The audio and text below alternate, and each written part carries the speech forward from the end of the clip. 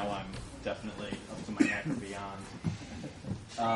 So yeah, I've been working on the Drupal for Facebook project, and I'm happy to have a chance to talk to you about it. I'm happy to have a chance to do the new set of slides that I'm working on for the DrupalCon. I will be presenting there, and here I'm going to try to do sort of a shorter version, and hopefully it'll go well.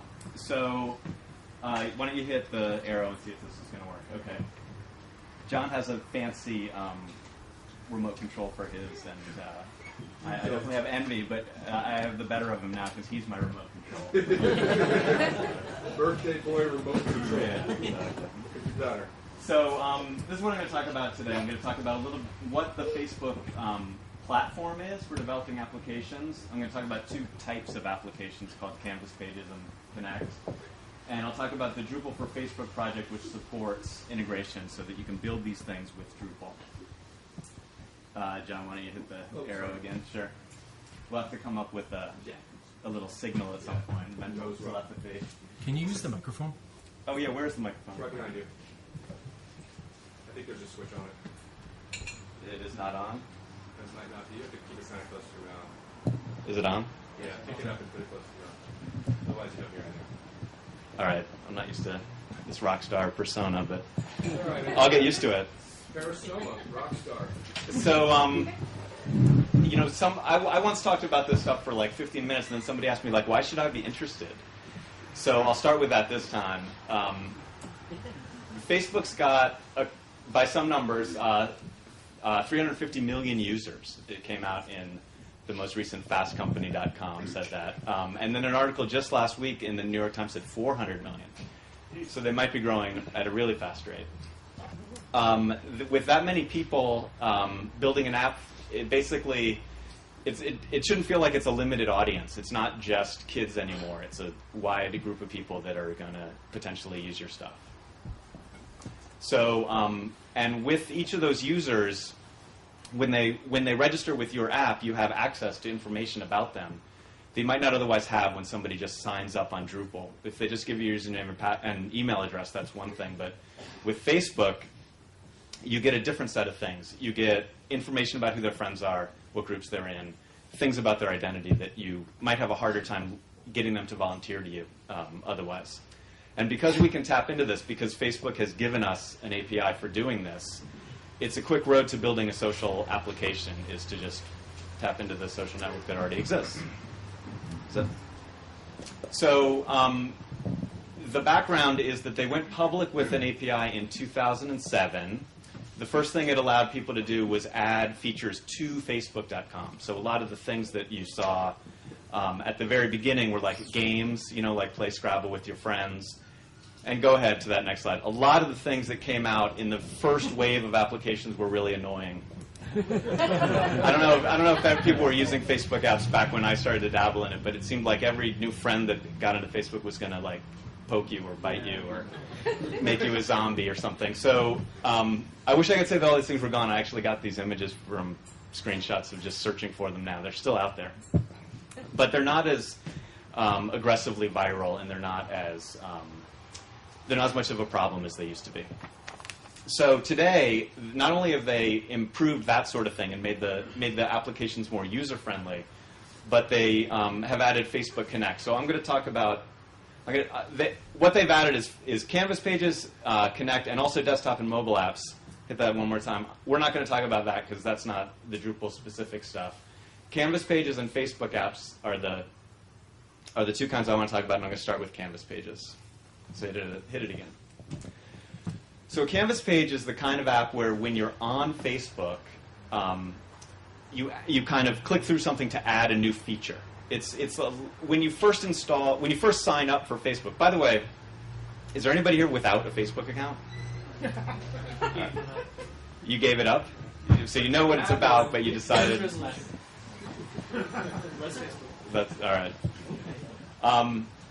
So have you guys all seen this? Have you all added applications to your account? When you first sign up, you have things like photo automatically and wall automatically. And you can add a variety of new things. And a lot of those things are coming from third parties. They're not coming from Facebook. So what they do is they give you a little piece of real estate on the page. The header, the sidebar, and the footer is all theirs, but what goes in the middle is yours. And you can put just about anything in there. So some of these apps are like a little flash widget where you play a whole game, and the page never changes, but you play chess or Scrabble. Others of them are pages that link to other Canvas pages. So they're a lot like the way a web page, the way a single domain can have any number of pages, a single application can have any number of Canvas pages. So that allows them to be fairly sophisticated, just like a web page can be sophisticated. Even if any one page is pretty simple, the whole sum of them as you click through can become complicated. So the other thing to note, John hit it one more time, is that this stuff that's coming in these Canvas pages is not hosted on Facebook. It's hosted on your server. And anybody can build these things, and anybody can share their content with Facebook, or share their features with Facebook users is another way to look at it. And that's what we're going to talk about building today, both this kind of app and also later on the Facebook Connect stuff. So it's important to note about Canvas pages that what comprises this content, whatever it happens to be, hit it one more time, John, is this markup language that they created called FBML, Facebook Markup Language.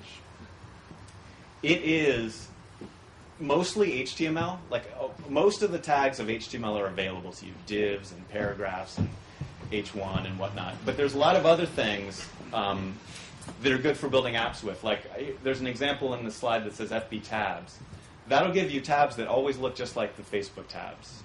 So because you have this sort of new markup, you can make your pages have the same look and feel as Facebook. So you can have the tabs, some buttons, some stuff like that, all very consistent with the look and feel of Facebook. So that's a good incentive if you want to build this kind of app to use FBML. Again, it's very similar to HTML, but slightly different. Are there any questions, by the way? If people have them, just raise your hand. You want to hit the next slide, John? So, given what we know about what a Canvas page is, and the fact that it's FBML rather than HTML, like what's going to be our approach to building these pages out with Drupal? And the first idea that might come to your mind, and in fact I think some of the first Facebook apps that used this stuff that were powered by Drupal did this, they built a callback. If everybody's familiar with the Drupal's menu systems, like its internals, if you're building a module, you can sort of add a new URL to the system by building what's called a callback. And it's a little bit of PHP code that takes a request and builds a response. So in Drupal core, there's a couple examples that work this very same way. If you go to a certain URL, you might get an HTML version of content, but another URL, you'll get an RSS feed, which is a flavor of XML. So you could take the exact same approach and add a new menu callback, or several of them, that return FBML. Hit that slide one more time, John. Unfortunately, this approach could work, but it would be very limited because Canvas pages are flexible. Like I was saying before, there can be any number of them in an app. They can link from one to the next. So they really are more like web pages than they are like a feed. A feed is an example of one way of representing context, but all the links in it, all the URLs, would point you back to the website. With Canvas pages, you don't do that. You want to keep somebody in a Canvas page the whole time. So we need a better way to do that. Hit that one more time. So here's the details of the better idea, and these are the foundations of Drupal for Facebook. One is to produce the FBML at the theme layer. There's multiple reasons to do that, but one of the simplest is not everybody wants their Canvas pages to look identical. So if you use the theme layer, the same way with Drupal, web pages can look different from one Drupal install to the next. A Canvas page could look different by somebody customizing the theme exactly the same way they do with HTML. We can get the URLs to do some fun tricks. So we're all used to URLs that look like example.com/something, something, something. Now, those are all going to get pointed to a particular callback. But anything that goes to apps.facebook.com/example is going to hit that same server. Once you've registered an app on Facebook, it gives you a URL like that, apps.facebook.com/example. And through a sort of circuitous route, which I'll talk about later, it ends up hitting the same Drupal server. Hit it one more time. And then the suffix on the ends of these URLs, where I say XYZ up top, go back one, John. XYZ, that's like node 1234 or node 1234 edit. So if we do this little trick where that URL that you're used to and this new URL, apps.facebook.com/ the same thing at the end, ended up routed to the server and handled in exactly the same callback. Different themes, but exactly the same callback. That way, you're going to build all the features that you build into a website, you're going to build them into a Canvas page. Does that make sense? So let's go one more. Just in case the two first ideas are easy, Facebook throws us some curves. One thing we have to do is honor Facebook sessions. There's different things about Canvas pages. Cookies don't work in them. Instead, Facebook passes you a session information. So you have to use that instead of Drupal's regular handling. And passed in the post, or? It's passed in a. I think there's some cases when it's it's either in the get or the. I get it from the request variable. I don't know if it's the post or the get. It passes a whole handful of things, and together you're able to validate that it's actually a legitimate session. And the other thing we want to do is support multiple Facebook apps in one single instance of Drupal. So that's a design thing that I think is very important about it. Gives it a lot of flexibility, and that's the kind of thing Drupal should always be the strongest, and that's one of my goals. So let's take a look at what these Canvas pages look like. Here's an actual example coming from a server that's running Drupal for Facebook. Again, the top, sidebar, and bottom are all controlled by Facebook, but that stuff in the middle is coming from our FBML theme. Hit it one more time, John. This is what it looks like in an HTML theme that probably everybody here has seen before. Hit it one more time.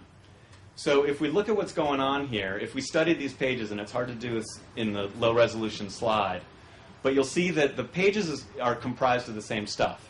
The content is actually word for word the same. The blocks over on this side and over on that side are the same.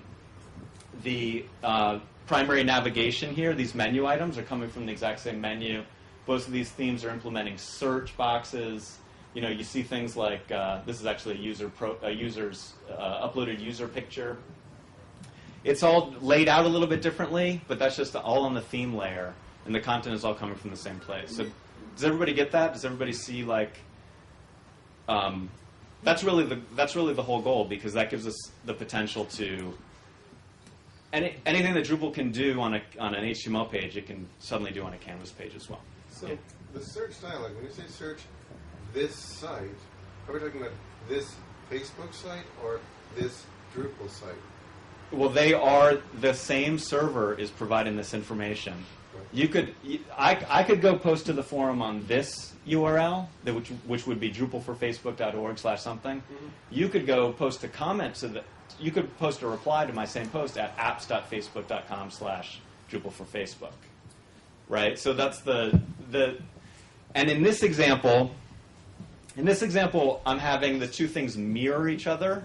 That's actually kind of for demo purposes. My vision here is that somebody might build just the Canvas app, or they might build one website that has multiple Canvas apps. They don't have to be identical mirrors here. Because it's a different theme, I could, for example, load up completely different blocks. And I could have two of these things that have two different themes, or themes just configured differently, and it could be a completely different experience, even though it's all coming from the same server. Does that make sense? So since we're going through these things pretty fast, I'll continue through each slide. Here's the summary. When you're developing these things with the Drupal for Facebook, you're going to be able to build these Canvas page apps the same way you would with Facebook. So use the same practices, use blocks, all that stuff. You're going to enable at least one HTML theme and at least one FBML theme. So I don't know how many people here on a regular basis have more than one theme enabled on their Drupal sites, but I think it's always a good idea because it can stop you from doing some bad things, like building too much logic into your theme layer. If all your logic is in the code layer and just the theme is all about presentation, you're going to successfully be able to do this sort of thing. You can build a Canvas page app, like I was describing before, just expose Canvas page apps to your users, but have your regular HTML admin pages. So you could build a Canvas page app for somebody and give them all the power of Drupal's admin stuff, which I think is a particularly compelling point where if you want to build a Canvas app, why choose Drupal? That's a great reason. And the other thing that's highly recommended is to customize your FBML theme. The one that I provide, the one that you just saw, is like the Garland of Canvas pages. And there's tons of room for improvement. And luckily you can, because it's all customizing a new theme. So don't reinvent the wheel. Like one of the main pieces of philosophy of Drupal for Facebook is the Drupal people have already figured out a way to do whatever it is we want to do. So the Drupal for Facebook is just trying to build this bridge between the two. It's not trying to invent a new way to do a block or a new way to do a menu. We should always use the Drupal stuff when possible. As I was saying before, don't code logic into your theme, because you're just going to have to duplicate it into multiple themes. The other thing you can't do is assume that JavaScript will work, because in FBML pages, your JavaScript is very restricted. That's a big problem for a lot of Drupal shops that know jQuery inside out and understand how great jQuery is. I love it, but it's a dangerous thing to always assume that it's there. You should never assume that it's there, even for HTML pages. But with Canvas pages, you know it's not going to be there. The other thing that can be a problem is if somebody just, if you get information from Facebook and build a user account out of it, the name fields and the mail fields won't necessarily be there. You can learn somebody's name from Facebook, but there's a in the agreement and terms, you're not supposed to actually save that to your own database. And you may or may not ever learn their email. There's something called an extended permission that will give you access to that, but you're not necessarily going to get it. And these are both things that various pieces of Drupal thinks are always there. So it can tend to be a little bit of a glitch. Any questions? Yeah. So how do you handle users and registration? Well, automatically created, they get a name, but that name will be like their Facebook ID at Facebook. So it'll be something that you never actually want to show to them, but in the internals of the system, it saves something and it knows that it's going to be unique. So you get a mirror account to their Facebook account in your Drupal database. That's right. That's right. So the Drupal for Facebook modules will, if you configure it to do this, create a local account for anyone who authorizes your app. So it's a great feature. And for the mail, Facebook has a number of options here. There's a button. If you can get them to press on a button that authorizes your app, you can learn their email. And the other thing that they have is this proxied email address thing. So there's a couple of approaches there. But if you really need this information, you're going to have to basically get your user to fill it out on a form. You can get them to their own user edit form, and they can fill it out there, or any other way that you might do that with Drupal. But the information Facebook passes you gives you enough to create the account and authenticate them? Yeah, I mean, you can create an account. You know, when you create an account without a mail address, it causes problems because by default, Drupal's edit form requires that field. So if you create a user account and then decide you want to delete it, or even just add a role to it, you can't do it because when you hit the submit button, it'll say, I need an email for this user. So one of my bones to pick with the Drupal people is that it's not actually a required field, but it's hard to get Drupal to ignore that. So you would have to basically rewrite parts of Drupal using a less restrictive... In that case, you do. Yeah. You have to hack core to get that to be seamless. So let's keep going. So this is how Canvas pages work. I told you that there were basically two URLs where there's the normal URL where you can access your Drupal server, but there's also that apps.facebook.com one. So in this scenario, you've got a user's browser, which is the computer over there. You've got a server out in the cloud here of Facebook, and you've got a server out here of Drupal. So John, hit the button once. The user's request comes to apps.facebook.com/something. Hit it again. The Facebook will then make a request of your server. And this is why you're not getting cookies and all that other stuff to work the way you expect it to work. Facebook is talking to your server. Go ahead. You reply to Facebook, and then Facebook sends the response back to the web browser with the whole page with their part and your part merged together. And hit it one more time, John. So it's important to recognize that what comes back here from Drupal is FBML, and then Facebook munges it into HTML that the browser understands. So this is like a little FB user. It'll print the user's name. Does that make sense? Is this the equivalent of like a curl call on the Facebook? Kind of. site? Facebook is doing Facebook is making their own request of your server. It's still all HTTP. You know, it's still all what Drupal is designed to do. But this isn't Ajax on Facebook. This is sub-server call on Facebook. That's right. That's right. You can. There's sort of a variant like FBML can include these iframe tags. So there's actually a way to get the FBML page to be mostly an iframe, and you fill it out then with a request that comes directly to your server. So that's a kind of popular way of doing Canvas pages that do require JavaScript. You can use this iframe technique. All right, let's keep going. We're going to move on to Facebook Connect. Is everybody cool with Canvas pages? Yeah.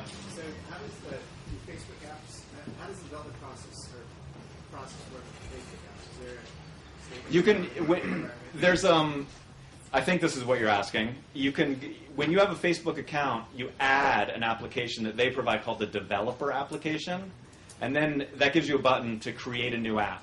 You fill out some details, you give it a name, and then you request a Canvas page URL. So once you find a unique Canvas page URL, that's all you need. They give you some numbers, an API key and a secret, and you plug them into the Drupal for Facebook modules, and you're off and running. Does that make sense? Yeah. Without stalling too much, can you just repeat what you said about iframes? Yeah, I have that. I don't, not in this version, but I have a graphic that shows that exact same thing with iframes. With iframes, you basically are getting the Canvas page, the FBML Canvas page, contains almost nothing. It just has an iframe tag that then gets filled out by your server. So all that blank area that's the canvas is filled out is an iframe instead of being FBML. So like a lot of the games apps that we see that obviously are... A lot of them do that, but a lot of them just embed Flash, because there's also an FBML tag for embedding Flash. Okay, thanks. So was there another question in the back? Yeah. So do they have system requirements as it's hosted on your server? How do you mean system requirements? Well, like, resource requirements so that if somebody's using your Canvas page, they're not sitting there for 5 minutes waiting for it to load. Yeah, actually they have a pretty strict timeout, and if you don't respond to them fast enough, they just cut you off and they say this application is broken and try again later. But they don't have any particular requirements about like what kind of software you're running on your end. It's all like XML HTTP stuff. All right, we good with Canvas pages? So Facebook Connect is kind of the other side of the coin. With Canvas pages, you are adding your features within the Facebook environment. The user never feels like they've left Facebook. With Facebook Connect, the user feels like they've never left your site, but they're able to integrate with their Facebook account and their Facebook friends in some ways that I'll show you in the next slide, right-hand arrow. The sort of first thing, and probably the biggest gain that you get from implementing Facebook Connect is the login button. You can give your users a way to, instead of registering with your Drupal site, filling out the normal form that they would, they can click that Connect with Facebook button, and they're prompted to log in, and they use their Facebook credentials that they've already created. And as soon as they hit the Connect button, they're in. So I don't have a slide to show that they're in, but you are in, and the Drupal for Facebook stuff will either create a local account or not, depending on how you've configured it. So does that make sense? It's a way to get users on with low trouble. And by the way, once they connect like that, hitting that connect button is called, and logging in is called authorizing your app. Once they've done that, Facebook Connect acts as kind of a single sign-on for all Facebook Connect websites. So when they're logged into Facebook, they're logged into every Facebook Connect app that they've ever authorized. So it's kind of nifty.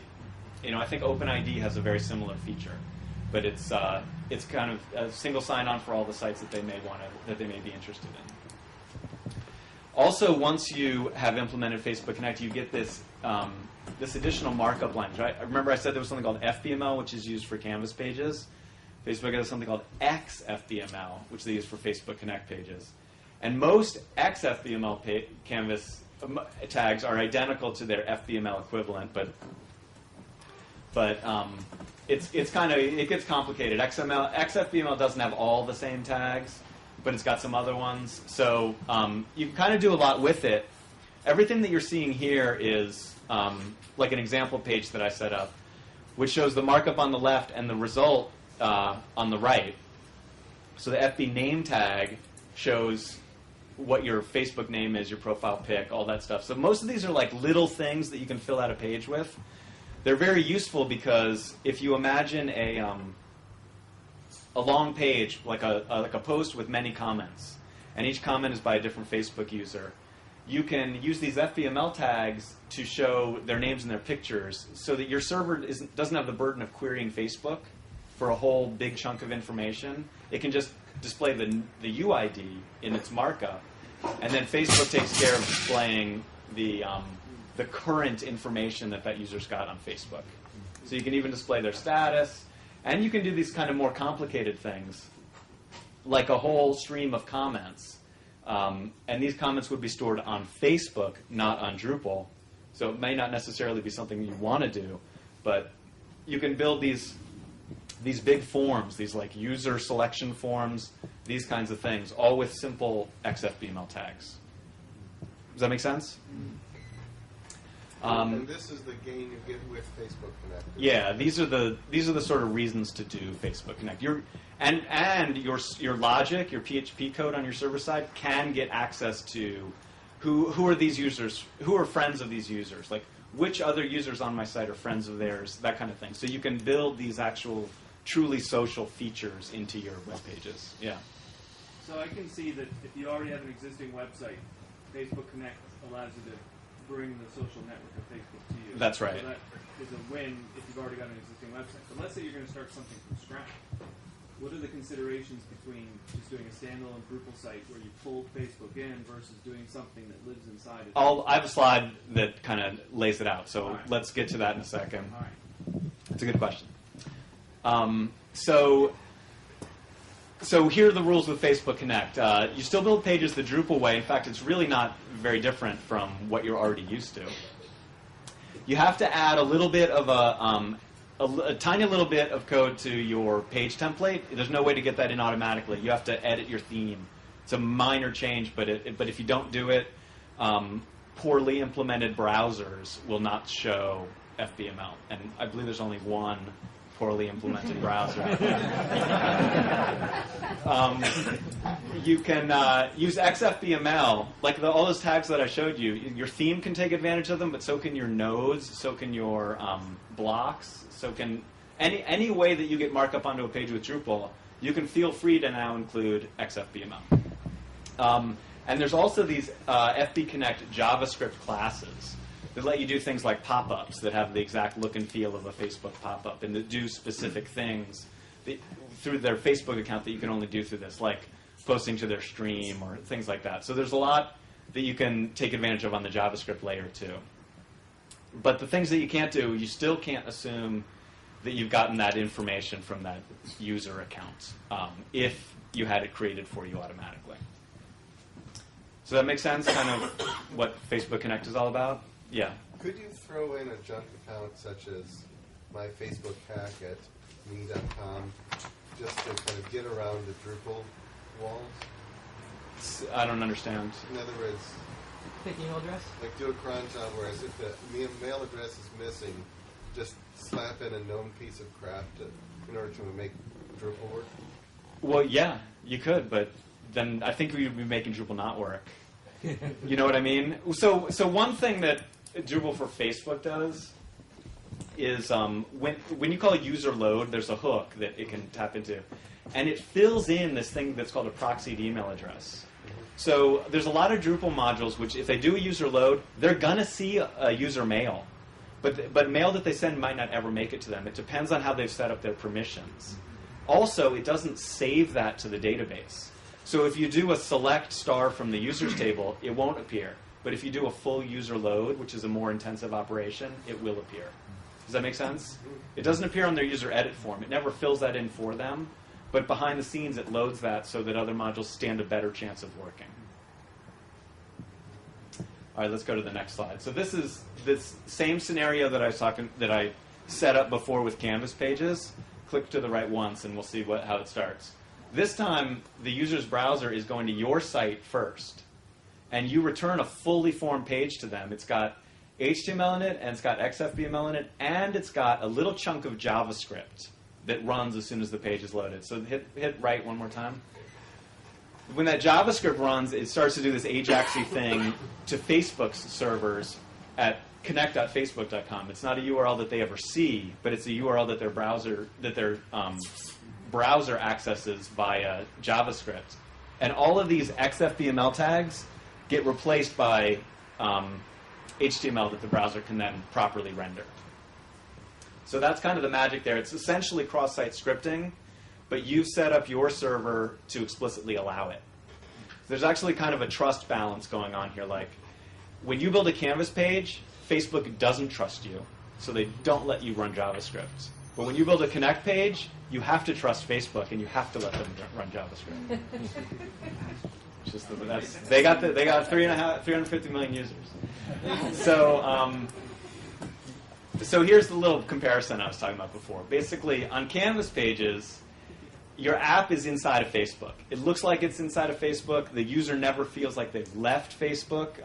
A well-formed Canvas page app will feel like Facebook. So thanks, Dave, for coming out and doing that. And if you want to get the full in-depth, obviously this was just a warm-up to DrupalCon. And at DrupalCon, like I said, there's, I think, close to 180 sessions over the 3 days of DrupalCon. I don't think that SFDUG is going to meet next month. It doesn't really make sense. We've got SFDUG, and then a week later we got DrupalCon. People are going to be all Drupaled out. So don't expect SFDUG next month. We're going to start up again in May. But I would like to see all of your faces at DrupalCon. So again, buy your tickets now, in case the prices go up. We talked about volunteering, if you're interested in volunteering. And then the last thing is as we end the session, if you could just take the chairs, fold them, and stack them on the wall, that'll save us a ton of time. And I really look forward to seeing all of you at DrupalCon and at SFDUG in May. Andre? John, can we see a hand who's volunteering? Anybody volunteering for DrupalCon in this room? Anybody volunteering in DrupalCon? Well, we can always bump that number up a bit. We got some nice volunteers, but you saw the volunteer form up there.